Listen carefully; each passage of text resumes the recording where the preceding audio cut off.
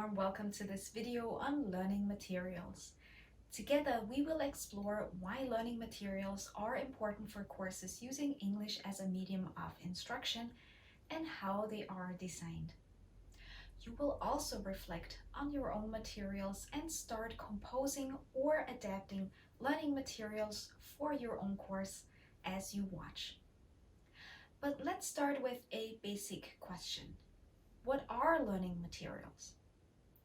Now, learning materials are specifically designed resources that help students in their learning processes and increase student success. Such learning materials are normally worksheets, learning tools, or activities that help your students gain and practice new knowledge. Learning materials come in many shapes and sizes, but what they all have in common is their ability to support student learning. Now this brings us to the next question.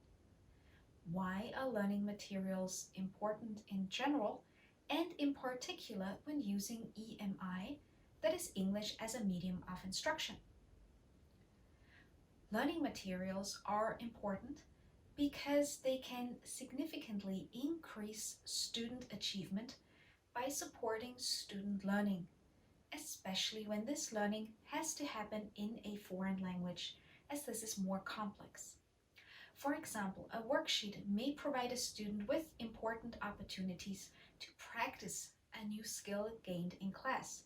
This aids in the learning processes by allowing the student to explore the knowledge independently as well as providing repetition.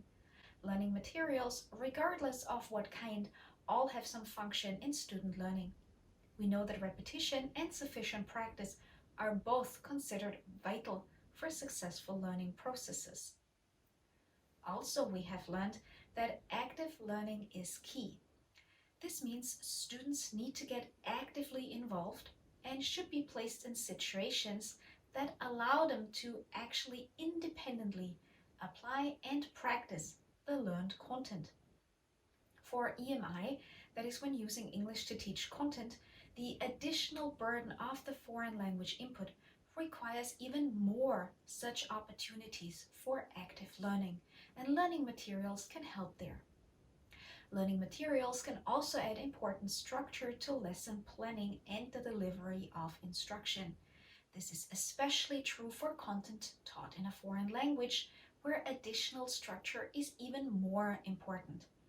Particularly in introductory courses and lower level courses where students are still more inexperienced, learning materials act as a guide for both the instructor and student. Okay, you might say so far so good, but why do I need to develop learning materials? Why can't I simply use copies of book chapters or my PowerPoint slides? Well, book chapters and PowerPoint slides were written with a different purpose in mind. They want to densely present a lot of information. They serve as presentation tool and so on, but they are not primarily made for learning.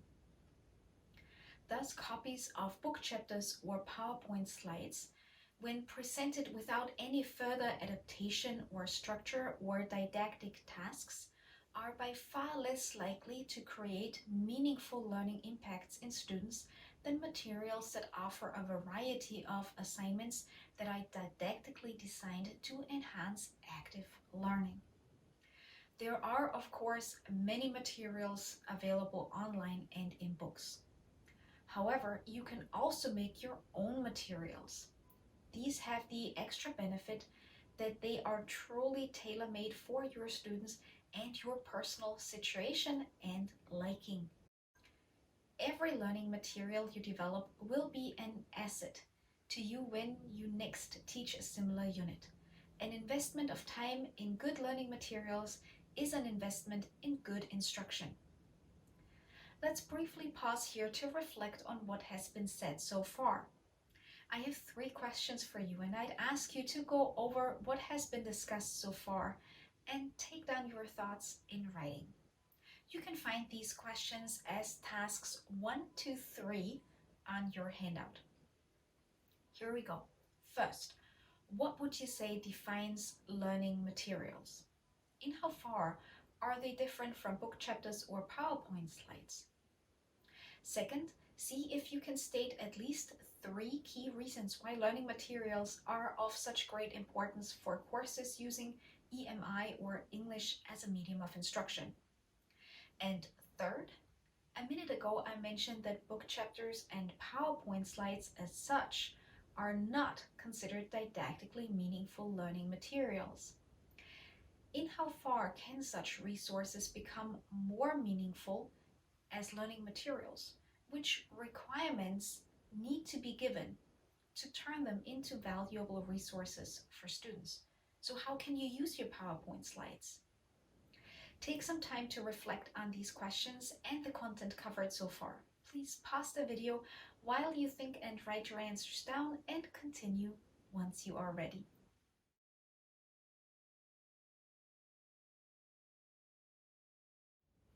Now that we know about the importance of learning materials, how do you start developing your own? For this part, I invite you to think of one specific EMI course or session that you teach and that you'd like to work on. If you already have materials, have them near you so that you can check.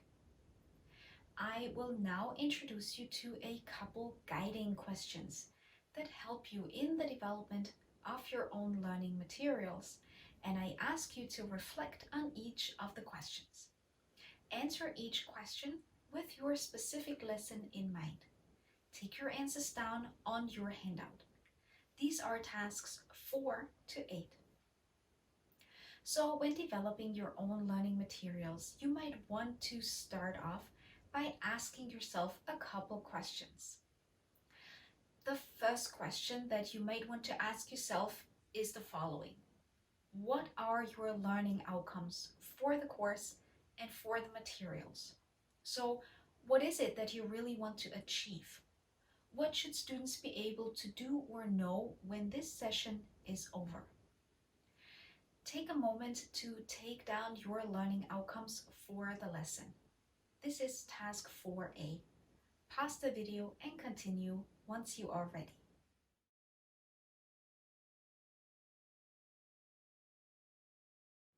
Now, if you already have materials for your students, what are your outcomes, your objectives for these materials? What is it that these materials should help your students with?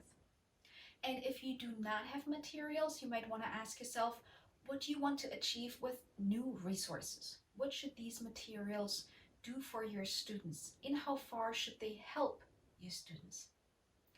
Again, take some time to answer the question. This is task 4B, and move on once you are done.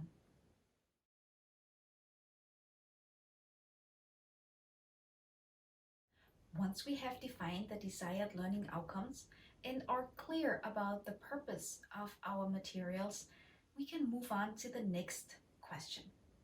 That is, how much and which information is actually required to achieve your desired learning outcomes? So what do you need to present? What do your students need to practice? Here, remember the importance of didactic reduction. By that we understand the fundamental concept that we as instructors need to reduce the amount and complexity of the content and language that we teach to allow for more in-depth interaction with the content. There are always additional interesting and important aspects that should also be covered. However, we need to understand that simply because we as instructors present information does not mean that our students also automatically learn. Too much or too difficult information or too much or too difficult input distracts the students and hinders them from learning. Thus, as hard as it is, less is more in instruction and also materials development. So ask yourself, how much information is really required? What do you wish to truly pass on to your students, and what can you leave away? How can these relevant aspects be supported, repeated, or trained using learning materials? What sort of materials are you actually thinking of? Which materials could be useful for your purposes and the content that you wish to cover? This is task 5. Please pause here and move on when you are ready.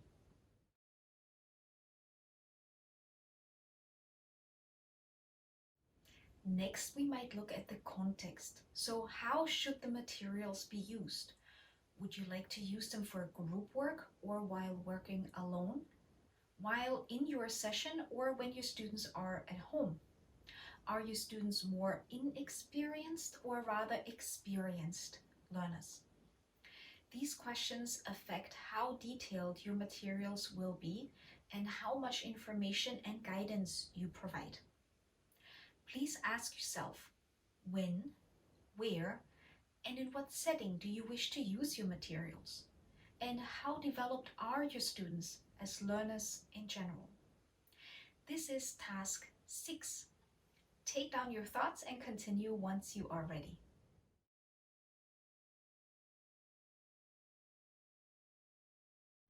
You might also ask yourself how much you actually know about your students and their struggles when learning the content or language when you teach in English. If you do not already know such things about your students, how could you find out what your students really have problems with, what they find difficult? It is important for us as instructors to know which aspects students especially need help with in order to reach their learning outcomes.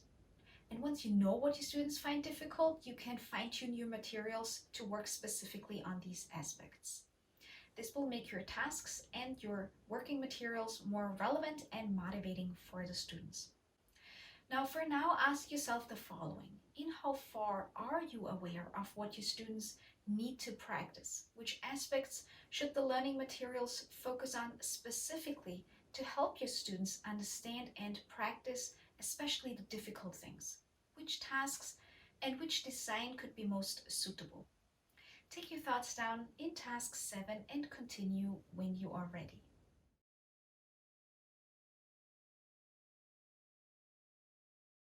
Here comes the last question for this section. How do you want to organize your materials? As instructor, when developing your own learning materials, you need to mentally see your actual course and you need to ask yourself, what should my students do, learn, or practice next so that they can get closer to their final goals? I call this guided didactic sequencing. With your learning materials and tasks, you help guide your students through their individual learning processes. So, how do and should your learning materials flow together with the rest of your session? What should happen before and after the learning material is used or a specific task is completed? As always, pause here to take down your thoughts. This is task 8.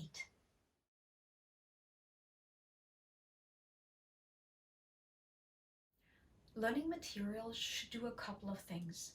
They should show variety. Too much of the same bores our students' brains. Also, the materials need to suit different levels. This can be best done by providing tasks at various levels, say an easier and a harder version of the same task to cater for both your weaker and stronger students at the same time.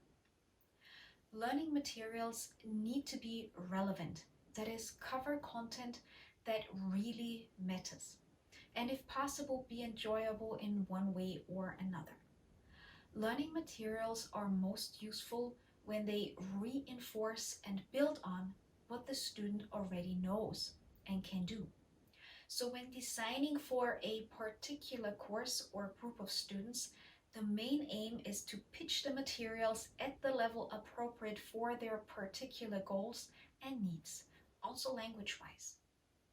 Now, when teaching courses using English as a medium of instruction, this very often means that you are more or less required to develop your own materials from scratch, as the resources available might be the right level of difficulty regarding content, but might be too challenging, too complex, language-wise.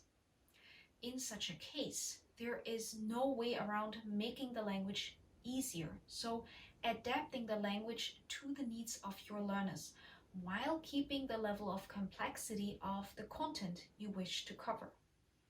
If the language used in your materials, say in readings your students have to work with, if the language there is too difficult, your students will not profit adequately from the learning materials and the tasks that go with your materials. What can you do about such problems?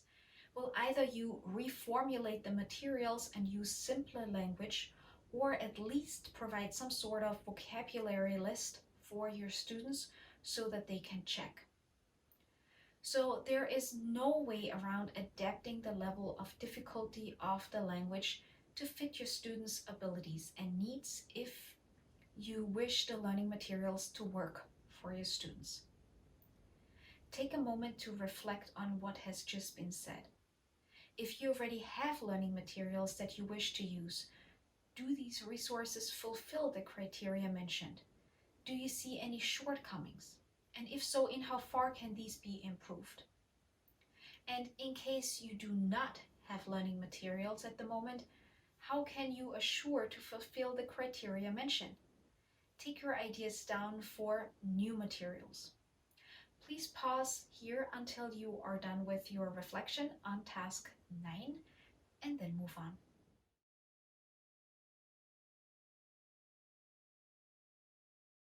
Having worked your way through the input, you should now have a general understanding of the function, importance, and design of learning materials. See if you can now apply these aspects covered in your own situation. Take a couple minutes and jot down ideas for some sort of learning material that you wish to work on. For example, a worksheet, a learning tool, or an activity for one particular session of yours. Keep in mind what you have already reflected on and taken down, and feel free to always refer back to your resources and materials that you already have. This is task 10 on your handout. And once you are done, please return to our webinar setting where we can discuss your plans or any questions that popped up. Thank you for watching and for working along. See you soon.